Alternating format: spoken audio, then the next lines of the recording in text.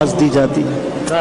کبھی آپ نے مجرم کا تعاقب کرتے ہوئے پولیس کو دیکھا ہوگا، سخت گیر استاد کو شاگرد کے پیچھے چلتے ہوئے بھاگتے ہوئے دیکھا ہوگا۔ کبھی یہ انداز محبت بھی آپ نے دیکھا ہے کہ جو بغاوت کر کے جا رہا ہے، مالک کی دہلیز چھوڑ کے جا رہا ہے، اس کو مالک کی رحمتیں آواز دے رہی ہیں، او بھاگنے والے آجا پلٹ کے، میں تیرا رب ہوں، دیکھ میرا تیرا رشتہ کتنا گوڑا ہے، اللہ اکبر، کتنا گہرا ربط ہے میرا۔ یا ایہا الانسان، او بھاگنے والے انسان۔ وہ کبھی آپ نے دیکھا ہو کہ کوئی نالائق بیٹا گھر چھوڑ جائے، وہ تو شاید کسی ہوٹل میں برتن مانج کے اپنے پیٹ کی آگ بجھا رہا ہوتا ہے، لیکن ماں کے حلق سے نیچے لقمہ نہیں اترتا، باپ بے چین ہوتا ہے۔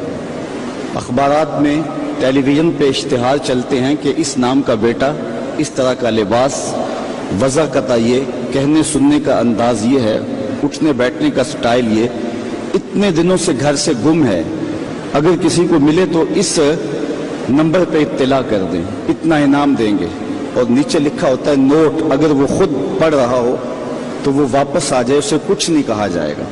جب میں کبھی بھی اس قبیل کا اشتہار دیکھتا ہوں تو میری نظر پلٹ کے اس آیت پہ آتی ہے، مالک بھی کہہ رہا ہے، او بھاگے ہوئے انسان آجا پلٹ کے، تیرا رب کریم ہے، کچھ نہیں کہے گا، وہ تیرے سارے گناہ معاف کر دے گا۔ ہائے ہائے، گناہ گار کی آنکھ کا پانی اللہ کے غصے کی آگ کو ٹھنڈا کر دیتا ہے۔ التائب من الذنب کمن لا ذنب لہ، گناہ سے توبہ کرنے والا ایسا ہوتا ہے جس کا اس نے گناہ کیا ہوا ہی نہیں۔ اللہ اکبر، بلکہ رسول اللہ صلی اللہ علیہ وسلم نے ارشاد فرمایا ایک مثال کے ساتھ کہ کوئی شخص صحرا کا سفر کر رہا ہو تو راستے میں وہ سستانے کے لیے کسی درخت کے نیچے سو جائے، اس کا سامان، اس کے سفر کا سارا توشہ اس کی سواری پہ تھا، اچانک آنکھ کھلی تو دیکھا کہ سامان نہیں ہے، سواری بھی نہیں ہے، وہ دائیں بائیں بھاگا، لیکن اس نے دیکھا کہ سواری کے آثار دکھائی نہیں دیتے، اور صحراؤں میں سواری کا اور سامان خرد و نوش کا ختم ہو جانا سیدھی سیدھی موت ہوتی ہے، تو وہ موت کے انتظار میں درخت کے نیچے دوبارہ آ کے لیٹ جاتا ہے، اس کی آنکھ لگ جاتی ہے، پھر اچانک آنکھ کھلتی ہے تو دیکھتا ہے کہ وہ سواری ماں ساز و سامان کے پاس کھڑی ہے، تو سواری کیا ملی اس کو؟ زندگی مل گئی۔ تو شدت فرحت سے خوشیوں کے ہجوم میں اتنا درک گیا کہ وہ کہنے لگا اللہم انت عبدی وانا ربک، اے اللہ تو میرا بندہ اور میں تیرا رب۔ کہنا اس نے یہ تھا کہ تو میرا رب اور میں تیرا بندہ، لیکن خوشیاں اتنی تھی، جب بھی تیری قربت کے امکان نظر آئے ہم اتنے خوش ہوئے کہ پریشان نظر آئے۔ وہ کیا کسی نے کہا نا، کسی کے آنے سے ایسے ہوش اڑے ساقی کے کہ شراب سیخ پہ ڈالی اور بوتل میں کباب، تو کہا کہ اللہم انت عبدی وانا ربک، تو میرا بندہ اور میں تیرا رب۔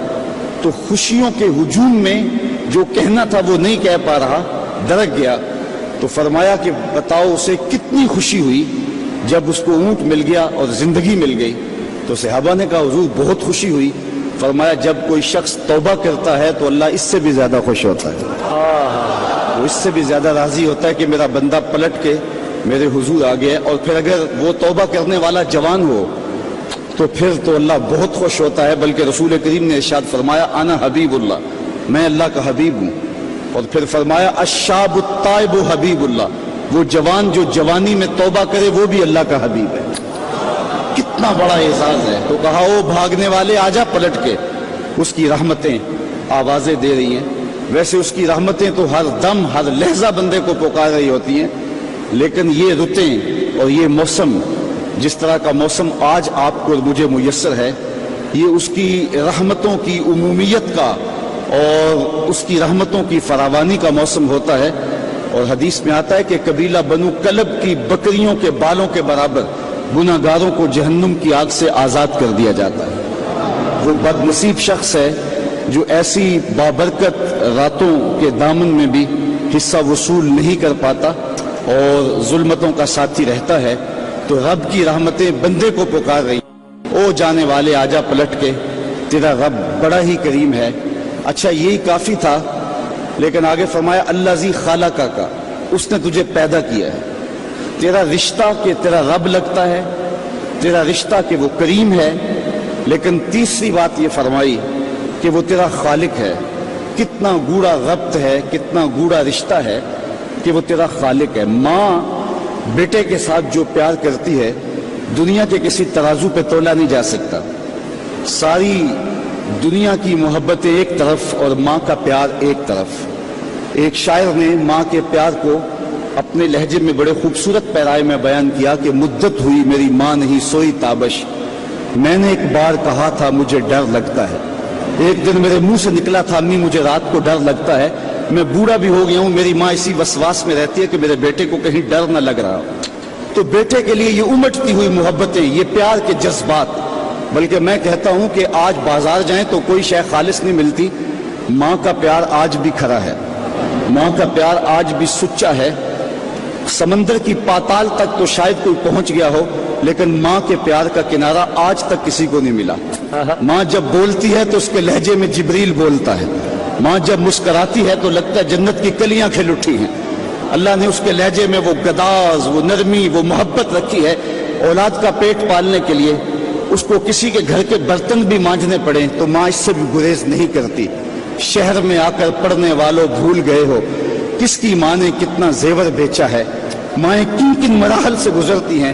اچھا میں پوچھتا ہوں ماں کو بیٹے سے اتنا پیار کیوں ہے؟ تو اس کا ایک ہی جواب ہے کہ اس نے بیٹے کو جنم دیا ہے۔ میں اس پہ اپنی گفتگو کو ختم بھی کر دوں تو آپ ناراض نہیں ہوں گے۔ یہ اتنی خوبصورت بات ہے کہ ماں کو اتنا پیار اس لیے کہ ماں نے بیٹے کو جنم دیا ہے، تو جس نے جنم دیا ہے اس کو اتنا پیار ہے، تو جس نے خلق کیا ہے اس کو کتنا پیار ہوگا۔ سبحان اللہ، سبحان اللہ۔